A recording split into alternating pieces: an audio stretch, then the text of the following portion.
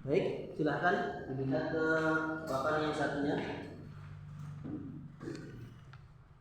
untuk penambahan pelajaran fikih hari ini. Kalau yang kemarin kita sudah membahas ahkam Islam, hukum-hukum Islam yang ada 5. Terus kemudian ya sudah saya hapus niki usul Islam, dasar-dasar agama Islam. Kita langsung masuk ke poin berikutnya, toharoh, bersuci. Jadi sebelum bersuci kemarin itu ada istilahnya fardu atau wajib. Fardu itu dibagi menjadi 2. Fardu itu apa? Wajib itu apa kemarin? Melakukan sesuatu. Apabila dilakukan, tinggalkan. Itu poinnya ada 2.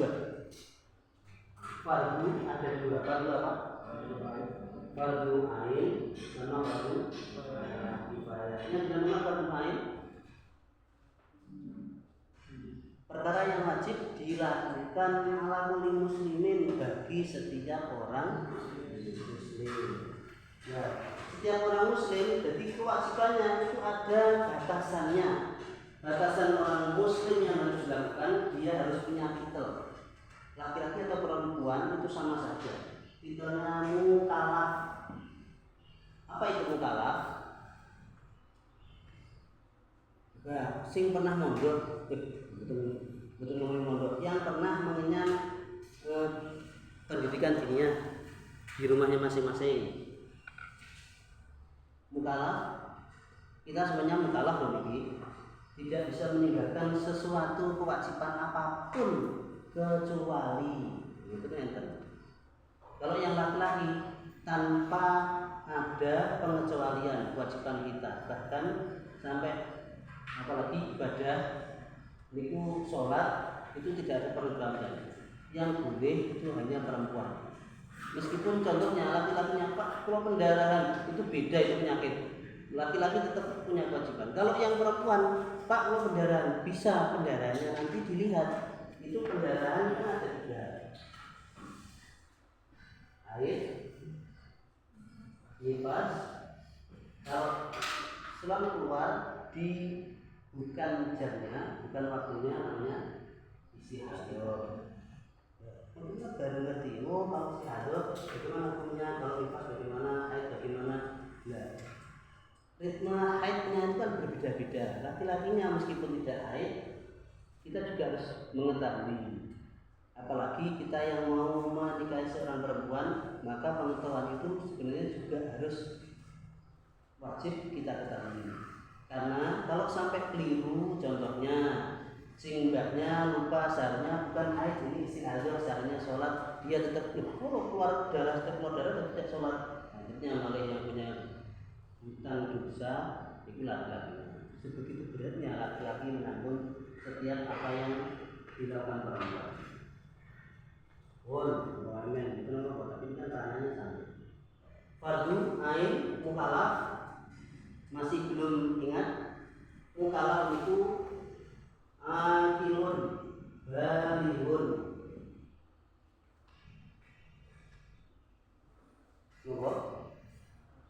Akilun, orang yang mempunyai akal. Jadi orang yang belum mempunyai akal itu belum atau tidak, itu tidak termasuk mukallaf. Otomatis poinnya enggak mukallaf, jadi tidak masuk fardu.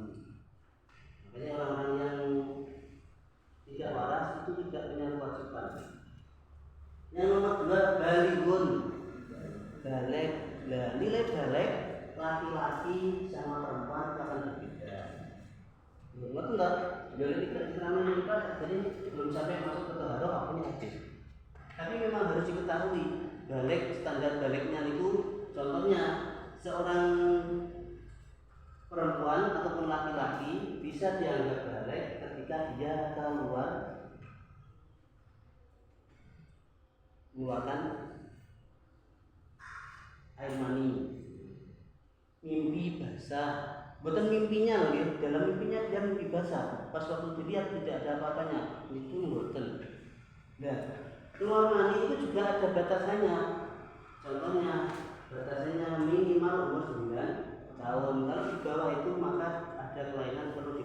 dimakamkan. Meskipun dia sehat, dilihat urufnya, umumnya, hukumnya. Begitu juga kalau mbaknya perempuan itu keluar haidnya.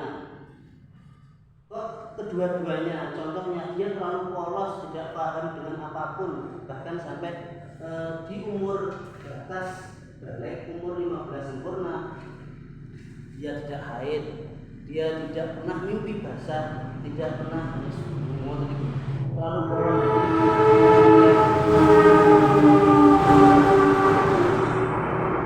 Melihat lawan jenis itu dianggap sepur, jadi sepur berarti nggak punya tabiat nafsu. Ini akhirnya dia selesai umur 15. Kalau sempurna umur 15, maka dia tetap langsung poinnya masuk balik. Mboten nggih, tanpa lupa kula mboten anu. Ya, niki perlu disampaikan ke masyarakatnya. Pernah kula niku jadi panitia yatiman. Kula sekali itu dan saya tidak mau kembali. Sebab kula khawatir, mesti dengan kekhawatiran saya akhirnya sinten mawon iki nggih, kan dusune sumber. Lari sumber sinten mawon sing nganupun tak padosane datane kula cari. Kula kan jadi panitianya, saya berusaha semaksimal mungkin. Salah satu yang dianggap yatim, dia sudah selesai kelas 6 terus masuk ke MTS takkan ngerti. Mas, sampai nopo kasih Pak? Sampai dereng-dereng. Juga sampai tak dereng-dereng nopo. Kulo dereng sunat, Pak. Kayak ngoten niku lho, kan perlu disampaikan seperti hal sepele to. Dari sunat sunat umur selawi jadi pakai yatim no, Pak ngoten niku. Mesti dapat bantuan uang yatim no, padahal uang yatim itu kan harus benar-benar tersampaikan dengan yang hak yatim. Tidak boleh itu dibagi untuk dua apa dan yang lainnya, kecuali pas waktu penerimaan dana. Pak, ini mungkin kegiatan yatim dan dua apa nggih, dadi sampean panitianya harus benar-benar seperti itu. Kalau tidak, maka kita membagikan haknya yatim kepada yang tidak berhak. Berarti malah kedusan nemen kan ngoten. Terus sak ngerti Mas, orang kuwi sampean pun pernah mimpi keluar mani kok belum? Sampun Pak, jadi gak yatim, langsung tak laporkan saya coret. Dicoret karena rumahnya niku dianggap perlu bantuan baru. Pak, niki pun mboten yatim tapi perlu dibantu. Jadi masuk di apa? Yang itu bagian apa? Saatnya kan mboten nggih. Setelah itu saya enggak berani lagi. Oh ini mangga niku namanya Pak, niku kejadian lho nggih. Biasanya terjadi daripada belum apa ketatapan desa. Tetap ngimoni tapi tidak mau lagi terjun. Ono nopo waktu niku wong. Alias pengetahuan kita itu juga diperlukan meskipun kita tidak jadi panitia intinya. Makhluk pun salah, paham ya? Kalau yang kifayah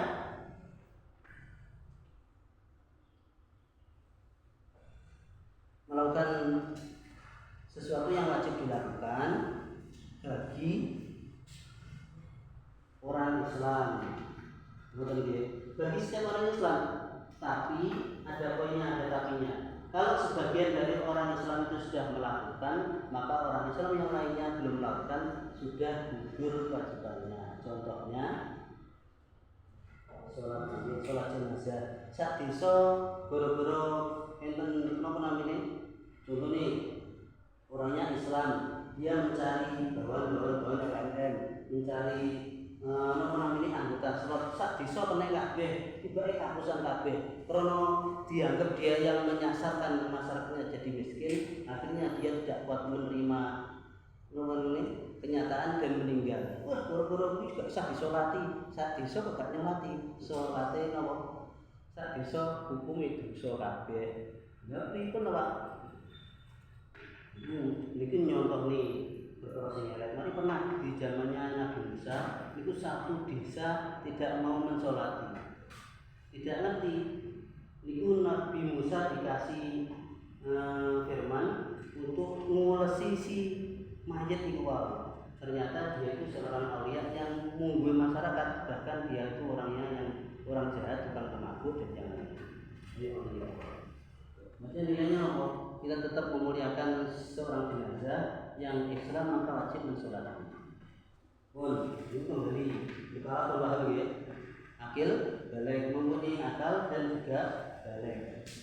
Kemudian kita masuk ke pelajaran toharoh bersuci.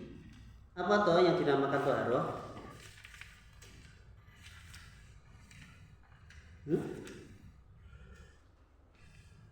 Yang dinamakan toharoh kalau bahasa Arabnya fi'lu ma la tasihhu sholatu illa bihi, melakukan sesuatu perkara yang apabila tidak dilakukan maka sholatnya tidak sah. Maka sebelum kita sholat harus melakukan sesuatu tersebut, melakukan sesuatu sebelum sholat. Apa itu?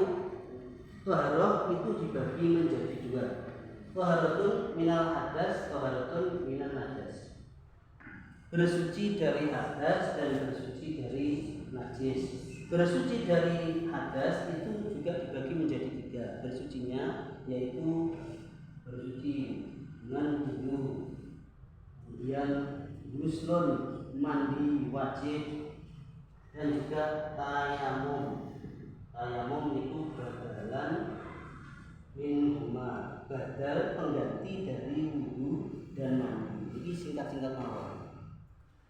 Oh, pengganti dari dua wudu, dan mandi. Oh, ternyata ketika kita dalam keadaan sakit keras, panas, sampai diwudoni, ini mungkin malah berakibat fatal.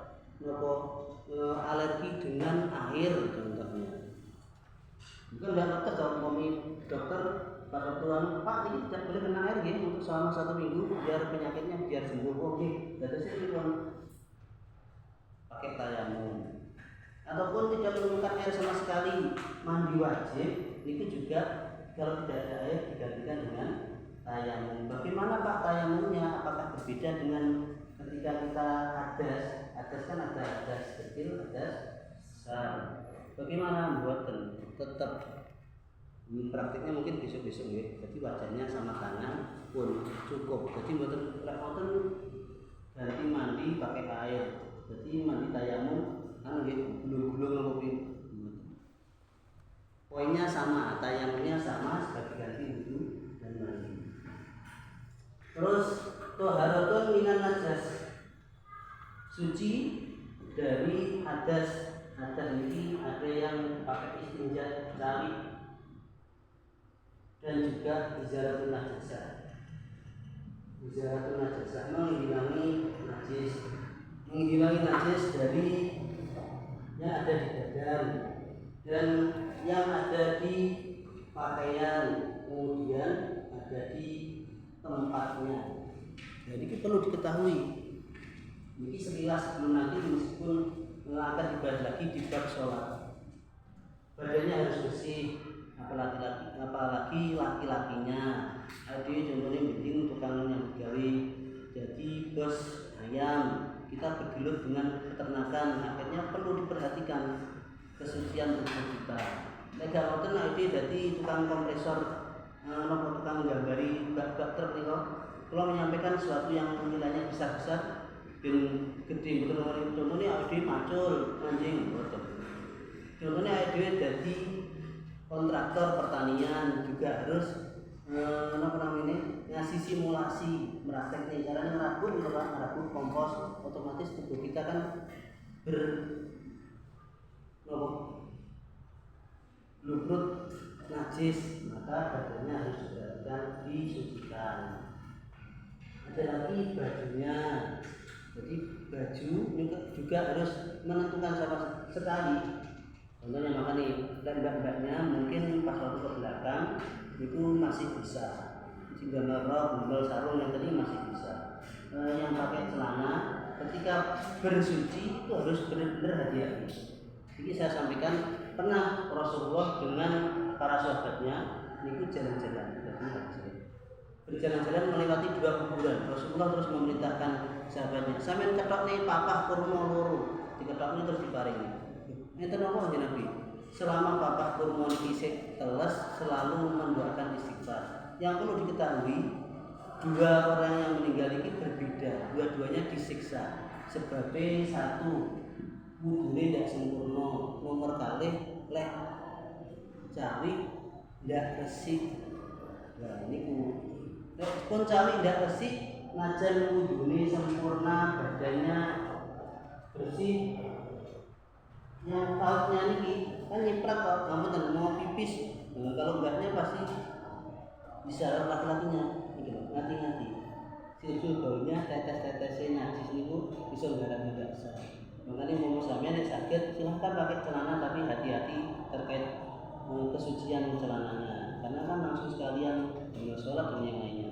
Ini kelebihannya betul di celana mungkin motor saya siapkan sarung untuk yang terakhir makanan tempatnya harus suci.